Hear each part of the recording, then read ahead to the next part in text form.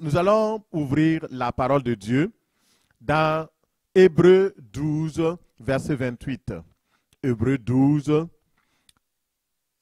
et nous lisons, on va même commencer à partir du verset 25. Hébreux 12, à partir du verset 25, regardons la parole de Dieu pour nous exhorter ce matin. Hébreux 12. Si vous avez trouvé, nous allons procéder à la lecture de la parole. Il est écrit, « Gardez-vous de refuser d'entendre celui qui parle. Car si ceux-là n'ont pas échappé, qui refusèrent d'entendre celui qui publiait les oracles sur la terre, combien moins échapperons-nous si nous nous détournons de celui qui parle du haut des cieux, lui dont la voix alors ébranla la terre et qui maintenant a fait cette promesse. Une fois encore, j'ébranlerai non seulement la terre, mais aussi le ciel. » Ces mots, une fois encore, indiquent le changement des choses ébranlées, comme étant faites pour un temps, afin que les choses inébranlables subsistent. C'est pourquoi, recevant un royaume inébranlable, montrons notre reconnaissance en rendant à Dieu un culte qui lui soit agréable avec piété et avec crainte. Car notre Dieu est un feu dévorant. Parole du Seigneur, on dit Amen.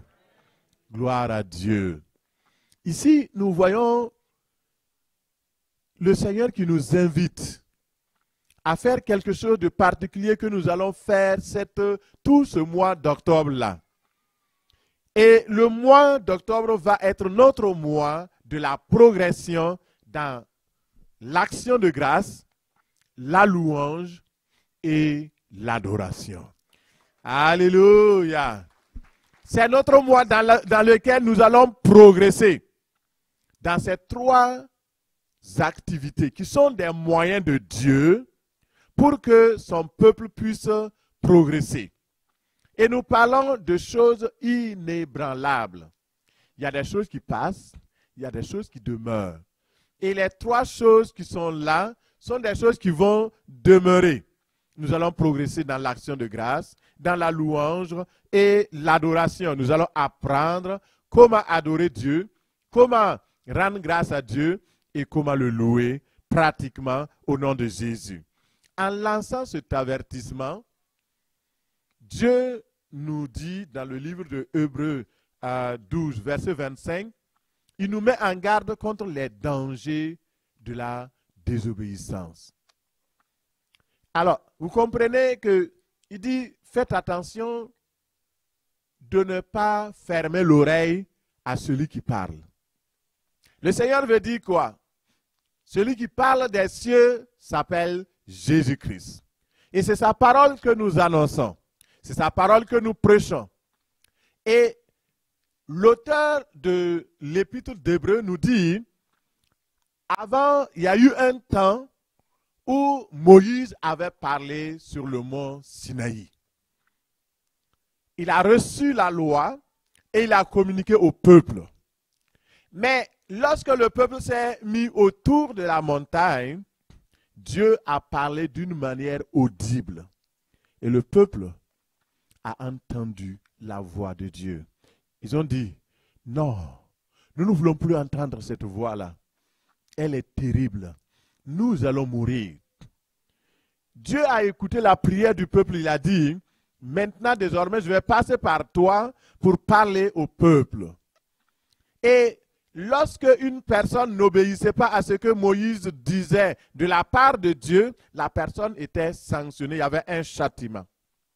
Et le Seigneur nous dit, à plus forte raison, Jésus-Christ, qui est plus que Moïse, Jésus-Christ, le Fils de Dieu, l'autorité suprême, la majesté suprême, qui parle maintenant du haut des cieux, parce qu'il a vaincu la mort, parce qu'il a vaincu le séjour des morts, il a vaincu l'enfer, et il est maintenant assis à la droite de Dieu son Père. Et si lui, il parle aujourd'hui, et si nous refusons, à plus forte raison, serons-nous châtiés. Il y a un danger de désobéir à la voix de Dieu. Et je fais ce message comme transition vers l'action de grâce, vers l'adoration, pour dire que de nos jours, Dieu se révèle du haut des cieux au travers de la voix de son Fils. Et si nous refusons d'écouter, nous n'obéissons pas, nous n'allons pas échapper au châtiment. Et la désobéissance amène la colère de Dieu sur nous. La désobéissance amène aussi la disgrâce, la perte de la grâce de Dieu. Et la désobéissance amène la destruction et la ruine. Et en faisant ce point sur le message de l'obéissance et de la foi, j'aimerais inviter chacun de nous à prendre garde et à veiller, à ne pas fermer l'oreille à la voix de celui qui parle du haut du ciel. Il dit aujourd'hui, si vous entendez sa voix, n'endurcissez pas vos cœurs. Dans le verset 26 de Hébreux 12, Dieu fait une promesse à tous ceux qui vont obéir, à toutes celles qui vont obéir. Dieu fait la promesse suivante. Il dit, il y aura un changement, un bouleversement, un changement radical dans la vie de ceux qui vont considérer, mettre à cœur, prendre à cœur l'action de grâce, la louange et l'adoration. Regardez dans le monde autour de vous. Le diable met l'accent sur l'adoration que les gens lui offrent. Regardez les musiques, écoutez. Tout actuellement est fait pour honorer le diable. Dans le monde, beaucoup l'adorent même sans le savoir. Et malheureusement, beaucoup de croyants adorent même le diable sans le savoir. Hier, on avait ouvert juste la télé. J'étais avec ma fille de 8 ans. Puis là, il y avait comme un défilé de mode dans une télévision normale qu'on regarderait. Puis là, on voit des garçons habillés comme des filles avec des jupes et les filles habillées avec des culottes comme, voilà. Vous comprenez tout ce qui se passe, hein? Et souvent, on s'assoit, on regarde ça. On consomme, on avale, on avale. Ma petite fille dit, mais pourquoi ils sont habillés comme ça? Mais ce sont des garçons, pourquoi ils portent des jupes? Et j'ai immédiatement éteint. J'ai dit, on ne regarde pas des choses comme ça. L'ennemi de nos âmes essaie de nous distraire, mais aussi de faire que les gens fléchissent genoux avec des stratégies de séduction. Nous devons ouvrir les yeux. Et comme nous sommes à la fin des temps, l'ennemi essaie par tous les moyens. Des gens disent, ah, mais tu parles de l'ennemi, parle de Dieu seulement. Mon frère, il n'y a pas de Dieu sans ennemi. Toi-même, tu as des ennemis, non? Hey. Tu prends une épée, il y a deux faces. Ceux qui prêchent, ils disent, ah non, on va parler de Dieu seulement. Alors qu'eux-mêmes, ils adorent le diable.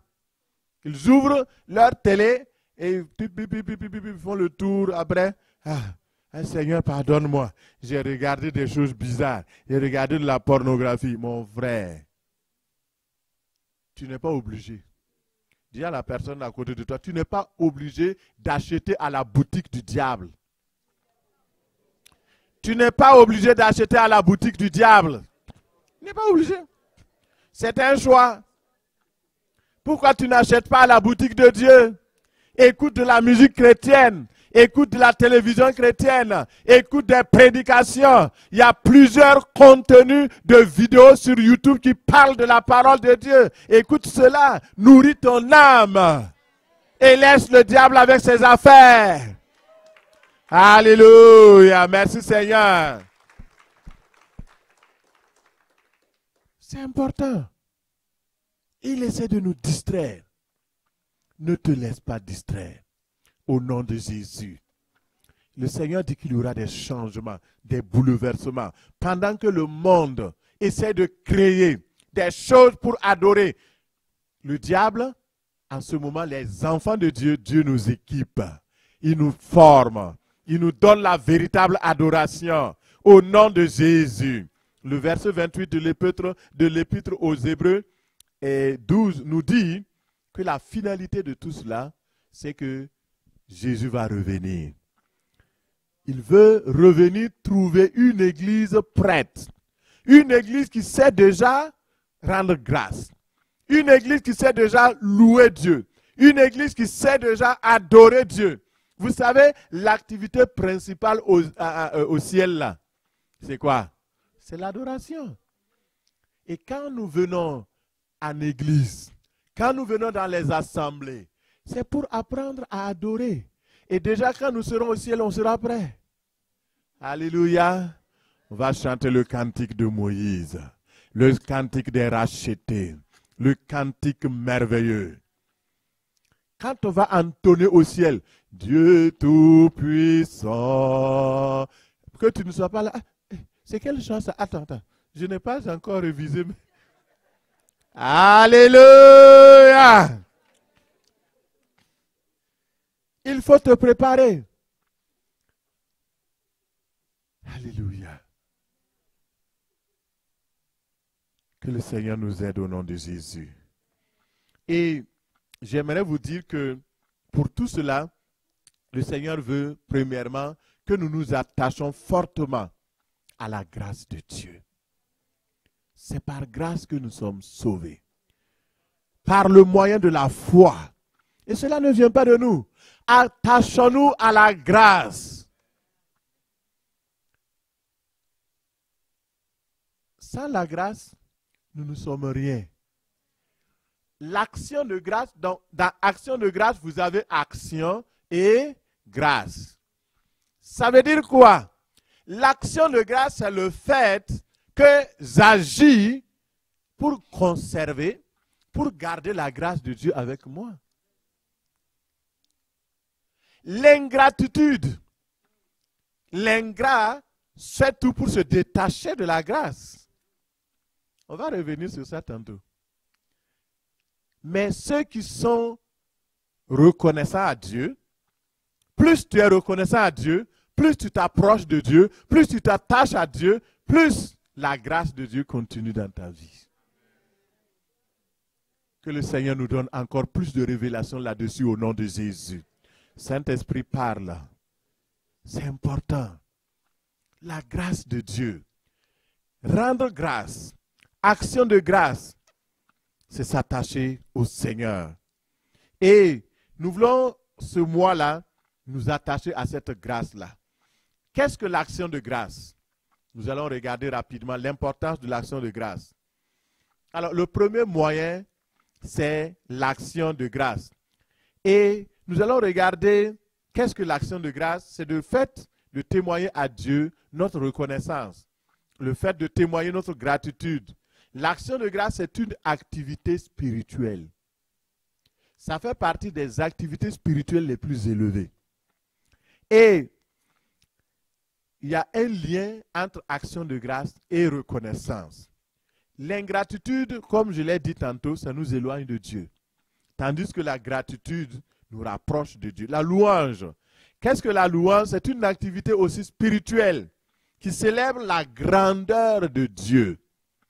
L'action de grâce se concentre sur la bonté de Dieu. La bonté, si vous voyez une personne qui est bonne, la personne a la facilité de mettre sa main dans sa poche.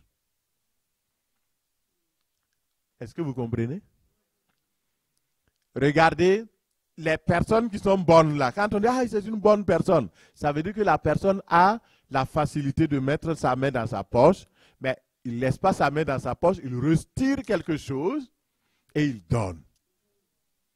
Dieu aime mettre sa main dans sa poche de générosité et ramener de la bénédiction pour bénir ses enfants, pour leur donner d'être riches, d'être prospères et de continuer à recevoir l'équipement. Dieu est bon. Maintenant, quand Dieu est bon comme ça, qu'il manifeste sa bonté envers nous, alors nous, à notre tour, nous reconnaissons que c'est lui qui a fait. Nous disons merci. Nous célébrons encore son nom pour qu'il nous donne encore davantage. C'est ça la reconnaissance. L'adoration, c'est le plus haut niveau, c'est le degré le plus élevé. C'est une activité spirituelle qui célèbre la sainteté de Dieu, qui célèbre la fidélité de Dieu, qui célèbre la gloire de Dieu, les qualités intrinsèques de Dieu. Donc, je voudrais que vous fassiez la différence parce que souvent on mélange tout. Action de grâce, la bonté, louange, la grandeur et l'adoration, la sainteté, la gloire de Dieu. Est-ce que c'est clair pour tout le monde? Alléluia. Merci Seigneur. Et ce mois-là, nous allons partir disséquer tout cela. On va décortiquer, on va encore travailler là-dessus. Par la grâce de Dieu, les serviteurs de Dieu vont venir parler de la part du Seigneur de ce qui concerne l'action de grâce. Luc 17, 11, prenons Luc 17, 11. Ce matin, on va s'exhorter. Luc 17, 11, prenons. Alors qu'il se rendait à Jérusalem, Jésus passa entre la Samarie et la Galilée. Comme il entrait dans un village, 10 lépreux vinrent à sa rencontre. Ils se tinrent à distance et se mirent à lui dire, « Maître, Jésus, Maître, aie pitié de nous. » Lorsqu'il les vit, Jésus leur dit, « Allez vous montrer aux prêtres. » Pendant qu'ils y allaient, ils furent guéris. L'un d'eux, se voyant guéri, revint sur ses pas en rendant gloire à Dieu à haute voix. Il tomba sur son visage contre terre aux pieds de Jésus et le remercia. C'était un Samaritain. Jésus prit la parole et dit, « Les 10 autres n'ont-ils pas été guéris? Et les 9 autres, où sont-ils? Ne s'est-il trouvé que cet étranger pour revenir et rendre gloire à Dieu? » Puis il lui dit, « Lève-toi, vas-y, ta foi t'a sauvé. » Alléluia. Gloire à Dieu. Merci Seigneur. Ici, avec ce passage-là, nous découvrons 5 vérités en ce qui concerne l'action de grâce. Je vous donne ces 5 vérités rapidement. On va progresser. De toute façon, on aura le temps de revenir sur chacun. La première vérité, c'est que l'action de grâce consiste, lorsque Dieu nous a fait du bien, à revenir sur nos pas. Qu'est-ce que ça veut dire revenir sur ses pas? C'est à un moment donné, tu prends conscience que c'est Dieu qui a fait. Alléluia. Tu prends conscience que cette situation, ce cancer ne pouvait pas partir si ce n'est pas l'intervention de Dieu. Tu prends conscience que cette situation où on devait te renvoyer, l'immigration t'avait envoyé des lettres pour te renvoyer en Afrique. Si ce n'était pas l'intervention de Dieu, personne ne pouvait faire que tu ne sois pas renvoyé. Tu viens dire, merci Jésus. Tu reviens. Revenir sur ses pas, c'est prendre conscience que ton Dieu peut toutes choses et que c'est lui, c'est par sa main que toutes choses dans ta vie ont été faites. Et frères et sœurs, c'est important de revenir sur nos pas. Après sa guérison, ce lépreux est revenu sur ses pas. Les autres sont partis.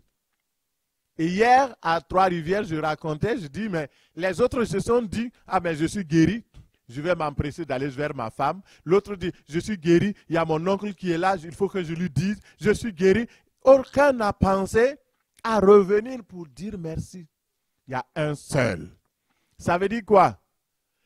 Quand vous regardez, j'ai vu une image où on montrait, et donc, il y avait une table qui était dressée, et on dit prière, requête, intercession. Et vous voyez la file. Tout le monde était aligné. Oh Dieu, fais ça, fais ça, fais ça. Et ils ont montré une autre image où il y avait action de grâce. Vous avez 2 ou 3 seulement qui sont là-bas. Manque de reconnaissance. Pourtant, Dieu fait de grandes choses. Et je voudrais, par la grâce du Saint-Esprit, faire une petite parenthèse. Vous savez, si le monde n'est pas sauvé aujourd'hui, c'est par notre faute. Vous savez pourquoi? Parce que nous ne témoignons pas de ce que Dieu a fait pour nous. Parce que nous sommes ingrats. Oui, c'est vrai, on est au Québec et on ne doit pas prêcher publiquement, on ne doit pas prêcher dans les services, on ne doit pas prêcher dans ceci. C'est vrai et c'est normal. Nous avons laissé le diable fermer la porte. Avant, ce n'était pas comme ça. Mais nous sommes intelligents. Si je ne peux pas prendre la Bible et puis venir dire à quelqu'un, Jésus sauve, Jésus guérit, mais je peux. Mon collègue de travail qui est là, qui me voit toujours souriant, qui me demande, mais pourquoi toi tu es toujours souriant comme ça? Dis-lui, viens, on va prendre un café. Je vais te dire pourquoi je suis toujours souriant comme ça. Est-ce que c'est interdit? C'est quel ministre qui va venir te dire de ne pas faire ça? C'est quel directeur de service qui va venir te dire de ne pas faire ça? Personne. Tu vas au café, tu dis, collègue, tu me connais, on travaille, ça fait 7 ans qu'on est là. Le secret de mon bonheur, le secret de ma joie, c'est Jésus. Parle. Et dis-lui, regarde comment j'étais. J'étais misérable, dans la dépression, dans telle situation. Mais voici, Jésus a fait ça. Est-ce que vous allez être des ennemis? Non. Au contraire, il va te respecter. Même s'il ne veut pas ton Jésus, tu as fait ton travail. Il faut que nous développions des stratégies. Et l'action de grâce permet, par notre témoignage, simple témoignage de conversion, témoignage de guérison, témoignage de miracles que Dieu a fait pour nous. C'est important.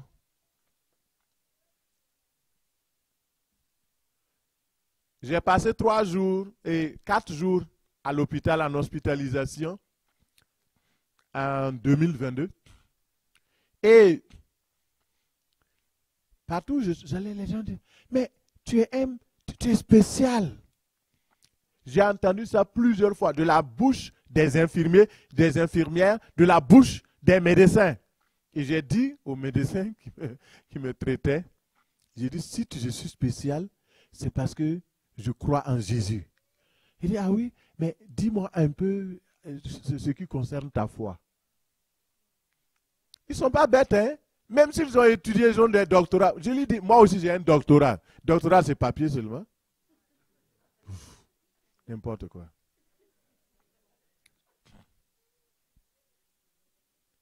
C'est papier. Qu'est-ce que moi j'ai fait pour avoir ce doctorat? J'ai juste simplement étudié, j'ai fait des bancs, et puis voilà, j'ai produit une affaire, et puis bon, voilà, le jury a dit oui. Bon. Faut pas exagérer. Et je lui ai dit, il dit, ah, j'espère que, il me pose la question, j'espère que dans votre église, au moins, est-ce que les gens se marient? C'est pas comme chez les autres où on ne se marie pas. J'ai dit, non, non, non, chez nous, on se marie. J'ai dit, j'ai une femme et puis 4 enfants. Il dit, ah, ça c'est bien. Les gens veulent voir que vous êtes normaux. Mais s'ils voient que vous êtes dans des sectes bizarres. Et je lui ai dit non, nous ne sommes pas une secte. Nous sommes en relation avec Jésus. Nous ne sommes pas une religion. Nous sommes dans une relation avec le Père. Alléluia. Merci Seigneur. Et quand je vais le voir, il me respecte. Et je lui ai dit, je suis pasteur. Et je crois que vous, les médecins, vous êtes utiles. Vous soignez. Mais j'ai un guérisseur qui est au ciel. Alléluia. Mais j'ai témoigné Jésus. un jour, il ne peut pas se présenter devant Dieu pour dire que personne ne m'a jamais parlé de Jésus. Que le Seigneur nous aide au nom de Jésus. Utilisons les stratégies que Dieu nous donne. Alors, donc, deuxième chose, l'action de grâce consiste, lorsque Dieu nous a fait du bien, à rendre gloire à son nom, à rendre gloire pour ce qu'il a fait. Il dit, l'un de se voyant guéri revint sur ses pas en rendant gloire à Dieu à haute voix. À haute voix, ça veut dire quoi? Quand tu rends gloire à haute voix, ça veut dire que tu publies les faits de Dieu. Tu publies tout ce que Dieu a fait. À haute voix. Il y a des gens, quand ils sont guéris, quand ils ont eu le miracle, ils rendent à basse voix. Ça veut dire quoi? Ils vont avoir leur sœur. Ah, tu sais, Dieu m'a fait ça, hein? C'est bien, mais ce n'est pas arrivé. Tu dois venir devant l'assemblée, témoigner publiquement et raconter cela à haute voix. Dans le psaume 22, 22, David disait, sauve-moi de la gueule du lion, délivre-moi donc du buffle. Je publierai ton nom parmi mes frères, je célébrerai ton nom au milieu de l'assemblée. Le lépreux est venu, il n'a pas dit, Seigneur Jésus, je veux te voir en privé. C'est ça. Ah, je veux te voir en privé, je ne veux pas que les gens sachent. Non, à haute voix. Alors, donc, l'importance de témoigner à haute voix doit avoir sa place ici. Lorsque vous témoignez votre gratitude à haute voix, vous scellez votre bénédiction. Deuxième chose, lorsque vous témoignez à haute voix, vous mettez la honte dans le camp de vos ennemis. Vos ennemis sont découragés. Ils ne peuvent plus rien faire.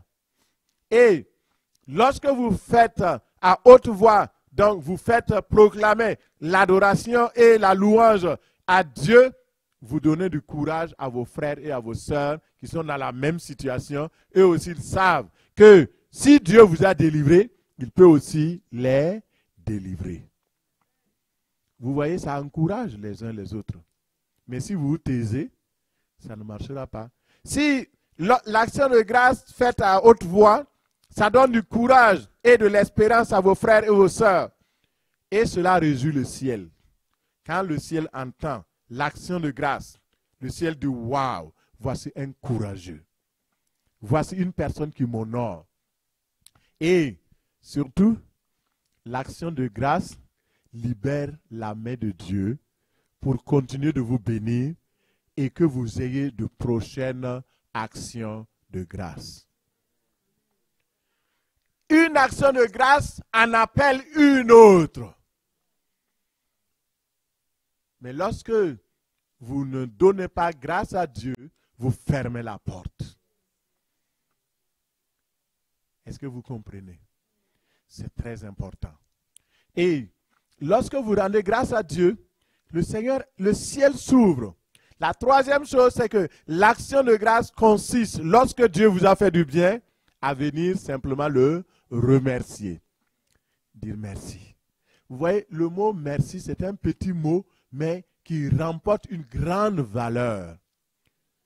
Quand vous dites merci, vous réjouissez le cœur de celui qui vous a fait du bien.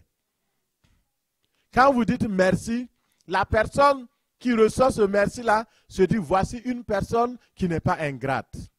Le 10e lépreux, le Samaritain, il est venu se prosterner, il s'est agenouillé, il a dit, merci Jésus. Il rendait gloire à Dieu.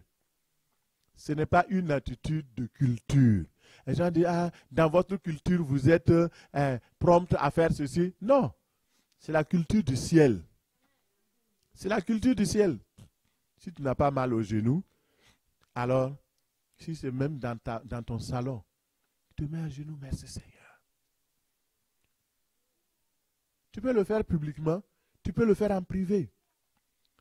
Dans le psaume 138, 2, il dit, je me prosterne dans ton Saint-Temple et je célèbre ton nom à cause de ta bonté et de ta fidélité. Car ta renommée s'est accrue par l'accomplissement de tes promesse. David, le roi d'Israël, le plus grand roi d'Israël, il se mettait à genoux et il louait Dieu, il adorait Dieu. Cela doit nous renseigner aujourd'hui. Que le Seigneur nous aide au nom de Jésus. Quatrième chose, l'action de grâce consiste, lorsque Dieu nous a fait du bien, à offrir un sacrifice qui est agréable à Dieu. Et je n'ai pas le temps, sinon je vous aurais raconté comment ça se passe en Israël. Vous voyez, quand Jésus a vu les 10 lépreux, il leur a dit, allez-y vous montrer au sacrificateur. Vous ne trouvez pas ça bizarre? Pourquoi il ne dit pas, ok, maintenant soyez guéris et puis allez-y dans vos maisons? Parce qu'avant, il y avait la loi de Moïse, la loi lévitique, qui disait que quand un lépreux est purifié, il doit offrir un sacrifice et témoigner de la bonté de Dieu envers Dieu parce qu'il a été guéri. L'action de grâce, il n'y a pas d'action de grâce sans sacrifice. Il n'y a pas d'action de grâce sans offrande. Il n'y a pas d'action de grâce sans consécration. L'action de grâce en lui-même inclut un sacrifice. Et c'est pourquoi Jésus disait aux lépreux, allez-vous vous montrer au sacrificateur. Ils vont vérifier que vous êtes guéris et il va vous dire quoi faire par rapport à l'offrande.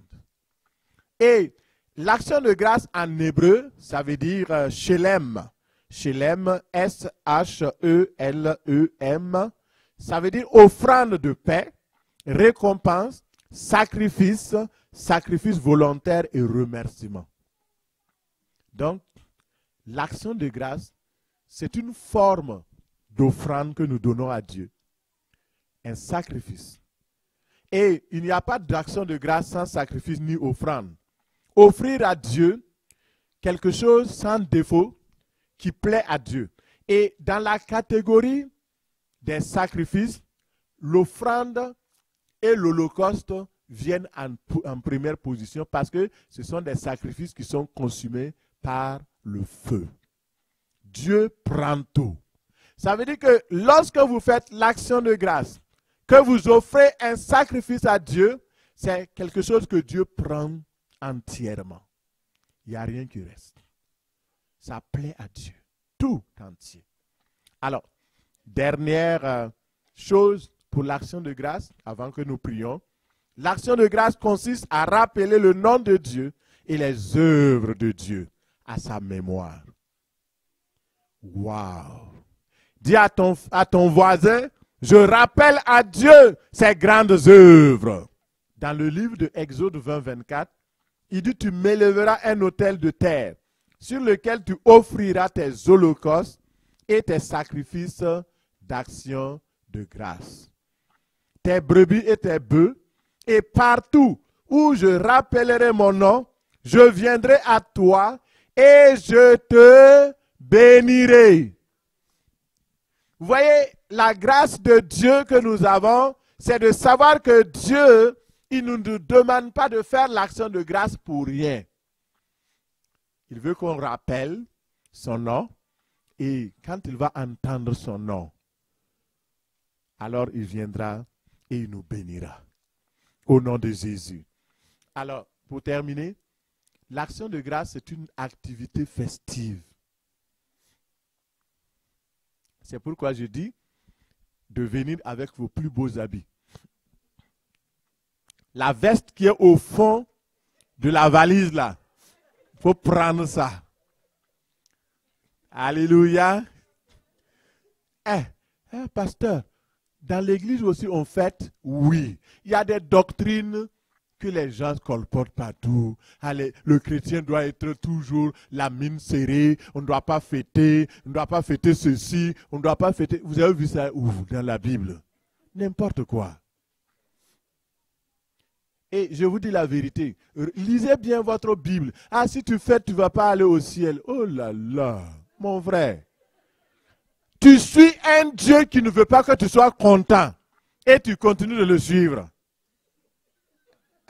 C'est bizarre, c'est comme les divinités africaines là.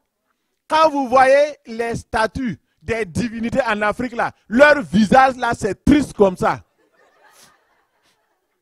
Il n'y a aucune beauté. Et souvent, il y a certains même, on a percé des clous dessus. Bizarre.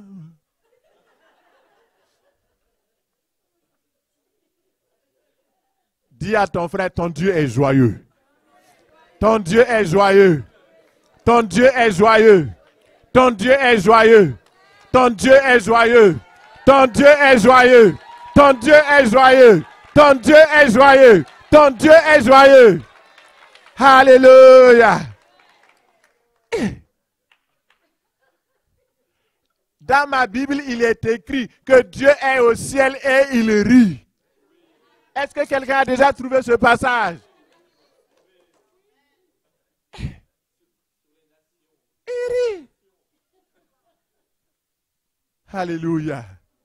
Vous voyez, quand Jésus rendait grâce, je n'ai pas le temps, oh là là, Seigneur. Un jour, les disciples sont venus, il avait envoyé 70. Et les 70, ils sont revenus avec un bon rapport. Ils ont dit, hey, Maître Jésus, les démons même nous étaient soumis comme ça là. Et il y a un là, quand j'ai dit au nom de Jésus, pfiou! L'autre, j'ai dit au nom de Jésus, faf! Jésus dit, waouh, c'est vrai, j'étais en esprit avec vous et je voyais Satan tomber comme l'éclair. Alléluia!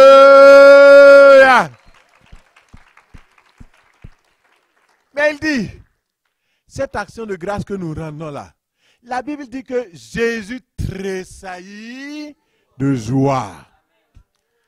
L'action de grâce est l'occasion pour tressaillir de joie, pour danser des pas de danse. La gloire de Dieu doit descendre, la puissance de Dieu doit se manifester. On doit avoir la joie. Parce que Dieu a fait pour nous de grandes choses. Son nom est merveilleux. Et nous allons terminer l'action de grâce par une consécration d'ouvriers. Si vous n'avez pas entendu votre nom, on ne vous a pas contacté, sachez que vous n'êtes pas concerné par la consécration. Voilà, donc ceux qui vont être consacrés ils sont déjà au courant. Donc, alors, pourquoi nous faisons tout cela? C'est pour dire à Dieu, voici les fruits que tu nous as donnés. Nous sommes vraiment contents. Continue d'ajouter, continue de faire. Et l'action de grâce est un temps de bénédiction énorme.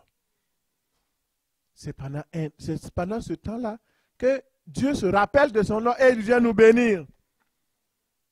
Et c'est pourquoi le thème de notre action de grâce, c'est dans Jérémie 30, 19. Il dit, du milieu d'eux s'élèveront des actions de grâce, des cris de réjouissance, je les multiplierai et ils ne diminueront pas. Je les honorerai et ils ne seront pas méprisés. Waouh! Ce que le Seigneur m'a révélé sur ça, la dimanche prochain, je vous le donne. Dimanche prochain. C'est promis. J'ai promis. Le Seigneur m'a révélé quelque chose de très puissant sur ce verset-là. Et un message prophétique sur toute l'Église. Ne ratez pas cela. Dimanche, nous serons là avec tous les pasteurs. Il y aura 2 pasteurs de Montréal qui vont venir.